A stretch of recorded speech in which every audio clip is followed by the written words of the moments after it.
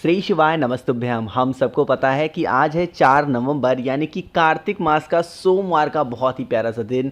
ये सोमवार विशेष क्यों है पता है आपको? क्योंकि दीपावली ख़त्म होने के बाद में ये पहला सोमवार है। और अगर आप अपनी फैमिली की उन्नति चाहते हो, तरक्की चाहते हो और ये सोचते हो कि आपका पूरा परिवार खुश रहे, तो आज रात में चावल के साथ में बस 2 दीपक आपको प्रज्वलित करना है, जिससे भोले शंकर और माँ सती की कृपा आपके घर के ऊपर हमेशा बनी रहेगी। ठीक है ना? बहुत स्पेशल सी वीडियो है, बहुत ही प्यारा सा है। तो रात में आप सभी को करना है, वो भी अपने घर पे, घर से बाहर निकलना भी नहीं है।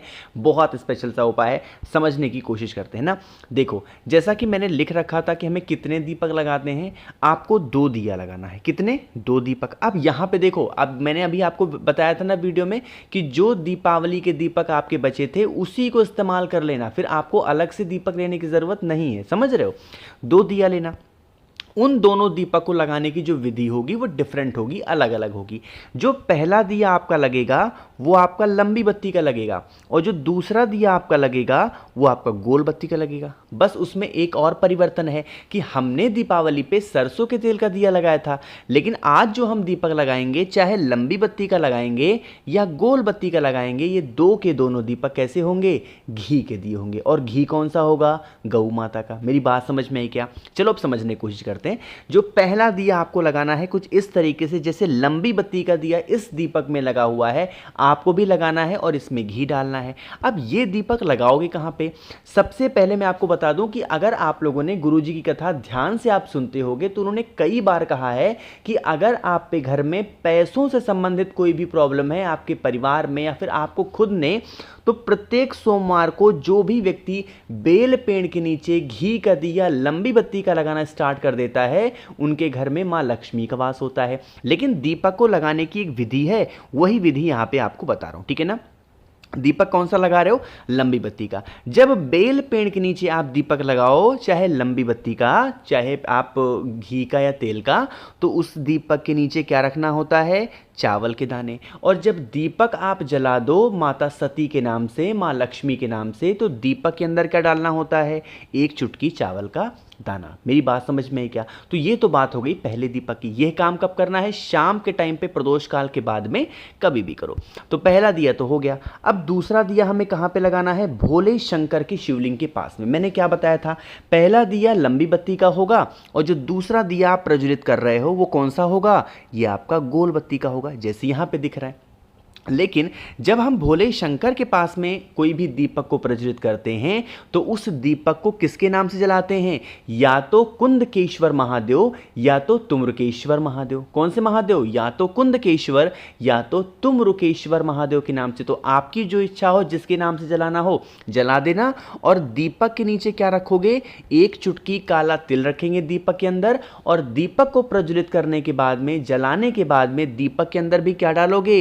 1 चुटकी काला तिल। अब जब यहां पे काला तिल डालोगे, तो जो आपकी फैमिली की प्रॉब्लम्स होंगी, समस्याएं होंगी, जिसका निवारण नहीं निकल पा रहा, उसके लिए आपको काला तिल जरूर डालना। जो भी व्यक्ति इस तरीके से 2 दीपक प्रत्येक सोमवार को लगा देता है, उनके घर में कभी संकट नहीं आते, कभी परेशानियां नहीं आती, पूरी फैमिली, पूरा परिवार उनका खुश रहता है। ठीक है ना? चलो, तो पहला उपाय तो आपको समझ में आ गया है। आगे बढ़ते हैं। अब सोमवार का पर्व है, तो बेल पत्र का ये उपाय आपको जरूर करना होगा। ठीक है ना? जैसे ये उपाय स्पेशली किसके लिए है मैं आपको समझा दूं। जैसे घर में आपके मान लेते हैं कोई भी ऐसा इंसान है जो रोगी है। रोगी का मतलब क्या हुआ? कि जो सुबह उठते ही सबसे पहला उसका काम है कि एक वो मेडिसिन खाता है, मतलब कोई और काम नहीं। जैसे सुबह उठे, फ्रेश होके आए, सबसे पहला काम दवा खाना। तो दिन की शुरुआत ही अगर दवा खा के होती है, उसके लिए एक बेलपत्र ले लो। बेलपत्र कहीं से कटी फिटी नहीं होनी चाहिए। और यह उपाय आप चाहो सुबह कर लो, आप चाहो शाम को कर लो, कोई दिक्कत नहीं। ठीक है ना? बेलपत्र लेना। बेलपत्र लेने के साथ में आपको 5 खड़े मूंग लेने। मैंने क्या बोला? मैंने हरा मूंग नहीं बोला, मैंने बोला खड़े मूंग लेंगे। जब मैं हरा मूंग बोल देता हूं ना, तो लोग मूंग की दाल ले लेते हैं। तो आपको 5 खड़े मूंग लेने हैं और 1 तांबे का लोटा लेना है। ध्यान रखिएगा, कौन सा महीना चल रहा है? कार्तिक मास का। और कार्तिक मास का स्नान दान का पर्व होता है, तो जल के अंदर क्या डालोगे? गंगा जल डालेंगे, है ना? इन सभी चीज़ों को लेंगे और आपके घर में जो महादेव का शिवलिंग हो उनके पास में लेकर के पहुंच जाना, ठीक है ना। देखो, जब हमारे घर में धन की प्रॉब्लम हो, जब हमारे घर में बीमारी की प्रॉब्लम हो, जब हमारे घर में लड़ाई की प्रॉब्लम हो, तो एक ही महादेव का नाम ध्यान में आना चाहिए और वो नाम है कुंदकेश्वर महादेव। कौन से महादेव? कुंदकेश्वर महादेव का कुंदक रूप हमें ध्यान होना चाहिए। कुंदकेश्वर महादेव के नाम से सबसे पहला काम क्या करना है, उस बेल पत्र पे, जो ये बेल पत्र आपने लिया है, इसकी जो बड़ी वाली पत्ती आपको दिख रही है, इसी पे आपको 5 हरे मूंग यानी खड़े मूंग को रखना है।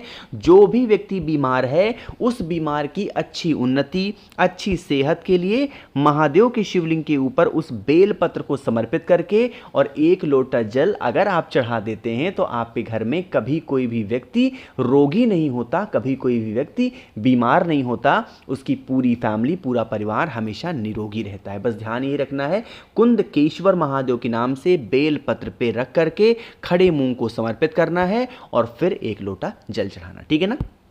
2 उपाय आपको समझ में आ गए होंगे। आगे बढ़ते हैं अब इस वीडियो के हम लोग अपने तीसरे उपाय की तरफ, और ये भी आपको अपने घर पे करना है। और लेकिन उससे पहले एक छोटा सा काम आप सबको करना होगा और वो है वीडियो को जल्दी से करिएगा लाइक। मेरे जितने भी भाई बहन आवाज़ आज मेरी पहली बार सुन रहे हैं, चैनल को ज़रूर सब्सक्राइब करेंगे ना। देखो, समझने की कोशिश करते हैं भाई।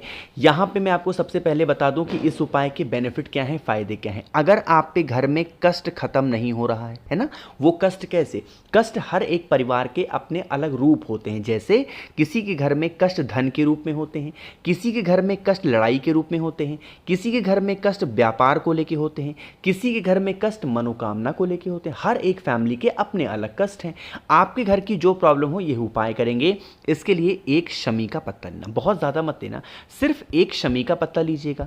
शमी के पत्ते के साथ में आपको 1 बेलपत्र भी लेनी है, जो कि बहुत प्यारी सी हो, कटी पिटी ना हो, ठीक है ना।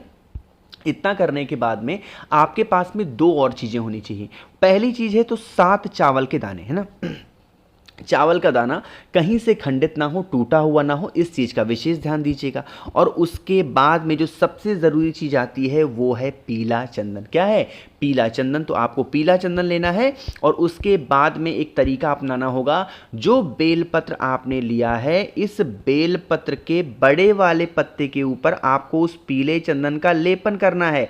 जैसे भी आप कर सकते हो पीले चंदन का लेपन करना। और जो आपके पास में चावल का दाना है, उन 7 चावल के दाने को आपको इसी बेलपत्र के ऊपर आपको ऐसे चिपका देना, जैसे मैंने चिपका दिया। और फिर आप इस बेलपत्र को उठाना, शमी के पत्ते को उठाना और एक तांबे के लोटे में जल भरना और पहुंच जाना महादेव के शिवलिंग के पास में। चेहरा यानी कि फेस कौन सी दिशा में रखोगे? उत्तर दिशा, नॉर्थ डायरेक्शन। तरीका समझते हैं। आपको पता होगा कि सबसे पहला काम हमें क्या करना है, 1 लोटा जल चढ़ाना है महादेव के शिवलिंग के ऊपर और एक नाम बोलना है। वो नाम कौन सा है? चंपेश्वर महादेव। कौन से महादेव? चंपेश्वर महादेव के नाम से जल चढ़ाओगे। और जल चढ़ाने के बाद में जो आपके पास में एक शमी का पत्ता है, जिस जगह से जल नीचे गिरा है आपका चढ़ाने के बाद में ना, बिल्कुल यहाँ एंड पॉइंट पे उस एक शमी के पत्ते को चढ़ा देना। और जो बाकी एक बेलपत्र है जिसके ऊपर पीले चंदन के ऊपर चावल के दाने आपने चिपकाए हैं, वो महादेव के शिवलिंग के ऊपर अगर आप चढ़ा देते हैं, समर्पित कर देते हैं, तो कभी आपके घर में कोई भी कष्ट प्रवेश नहीं करता और जो कष्ट होता है वो सारे कष्ट खत्म जरूर होते हैं। ठीक है ना। हम लोगों ने यहाँ पे बात कर ली है अपनी 3 उपाय की। आखिरी उपाय की बात करते हैं जो कि हमारा चौथा उपाय है। बहुत स्पेशल सा, बहुत ही प्यारा सा। आपको बता दूं कि पूजा पाठ से संबंधित अगर आपको कोई भी चीज़ें नहीं मिल पाती हैं तो आप मुझे व्हाट्सएप कर सकते हैं 9005643345। बहुत ही कम प्राइस में मैं आपके घर तक उन सभी चीज़ों को डिलीवर ज़रूर करूँगा। ठीक है ना। चलो बात करते हैं उपाय की। यह उपाय स्पेशली होगी धन संपदा के लिए ना। कार्तिक मास का महीना चल रहा है तो धन प्राप्ति का उपाय ज़रूर करना चाहिए। इसके लिए हमें सिर्फ और सिर्फ 2 चीज़ों को लेना होगा। पहला तो आपको लेना होगा इस तरीके से इत्र, है ना। आपके घर में इत्र होगा, परफ्यूम मत लेना, इत्र लेना। इत्र के साथ में आपको लेना होगा 1 कमल गट्टा। ठीक है ना। थोड़ा सा इत्र लेंगे और 1 कमल गट्टा लीजिएगा। कमल गट्टा आप वो भी इस्तेमाल कर सकते हो जो दीपावली के दिन आपने माँ लक्ष्मी को समर्पित किया था। नया लेना हो तो ले सकते हो, बट आप चाहो तो पुराने का भी इस्तेमाल कर सकते हो। सेम प्रोसेस करना है। आपको तांबे का लोटा लेना है, उसके अंदर जल भरना है, जल के अंदर गंगा जल डालना है। जो मैंने आप लोग को दिखाया है इत्र को डालेंगे और जो आपको मैंने दिखाया है एक कमल गट्टा, उस कमल गट्टे को भी इस कलश के अंदर डाल देंगे। कहने का मतलब है जितनी भी चीज़ें आपके पास में हैं सारी की सारी चीज़ें आप इस कलश में डाल देना। फेस रखना उत्तर दिशा, नॉर्थ डायरेक्शन। रिद्धि सिद्धि का स्मरण करते हुए कुंदकेश्वर महादेव के नाम से पूरा का पूरा जल अगर आप समर्पित करते हैं महादेव के शिवलिंग के ऊपर तो आपके घर में कभी धन की कमी नहीं हो सकती, हमेशा माँ लक्ष्मी का वास आपके घर में बना हुआ होगा। ठीक है ना। मैंने कोशिश की आप सभी को काफ़ी उपाय को बहुत ही अच्छे से समझाने की। कोई भी उपाय आपको समझ में नहीं आया बिल्कुल परेशान ना हो, नीचे कमेंट सेक्शन में पूछिएगा, मैं पूरी कोशिश करूंगा रिप्लाई करने की। मुझसे बातें करनी है तो आप हमें इंस्टाग्राम पे फॉलो कर सकते हैं, उसके लिए सर्च करिएगा द नेचुरल प्लैनेट 108, वहाँ पर हम लोग बहुत सारी बातें करेंगे। बाकी मेरे जितने भी भाई बहन आवाज़ आज मेरी पहली बार सुन रहे हैं, चैनल को ज़रूर सब्सक्राइब करेंगे और वीडियो को लाइक सभी को करना है। श्री शिवाय, नमस्तुभ्यम।